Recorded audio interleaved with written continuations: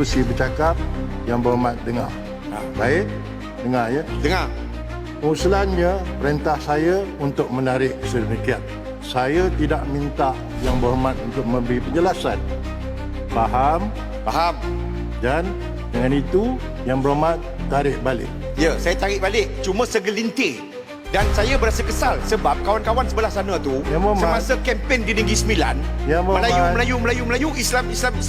Hari ini kita bahaskan persoalan Yang Berhormat, sebagai pengerusi ada saya minta Yang Berhormat menjelaskan. Tak ada kan? Sebagai ahli saya ada hak untuk menjawab. Sebab saya koram, saya ahli mesyuarat. Yang Berhormat, Ya, saya. yang memutuskan saya. Betul, saya juga ada hak. Speaker.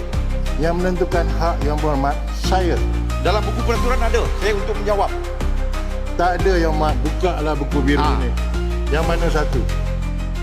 Tidak ada. Jadi Yang Berhormat, saya tidak minta Yang Berhormat untuk menjelaskan.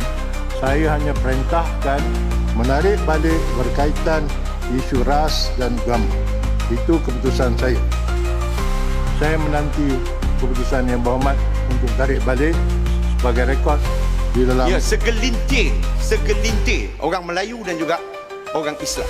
Masih juga Ya, melibatkan segelintir. Ya, segelintir. Baik. Sebab disebutkan dalam laporan RCI ni, Perdana Menteri pada masa itu Melayu Islam. Arahan saya Menteri jelas. Melayu Islam. Timbalan Yang Menteri Melayu dan Islam. Yang Berhormat, Pengurusi tabung arahan haji pun saya jelas. Melayu dan Islam. Satu.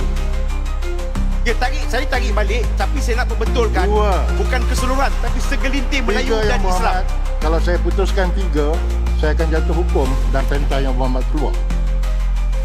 Tarik balik atau tidak? Saya tarik balik, cuma saya perbetulkan segelintir.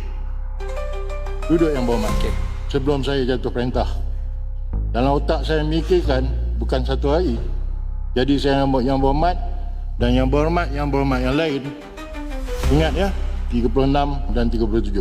Yang Berhormat, boleh berangat sekali lagi Yang Berhormat bangkitkan isu-isu yang menyebabkan rasa tidak senang kaum-kaum di dalam Dewan ini dan di luar, saya tidak teragak. Baik, teruskan. Yang Berhormat, saya tambahkan masa yang telah diambil. Terima kasih Timbalan Speaker.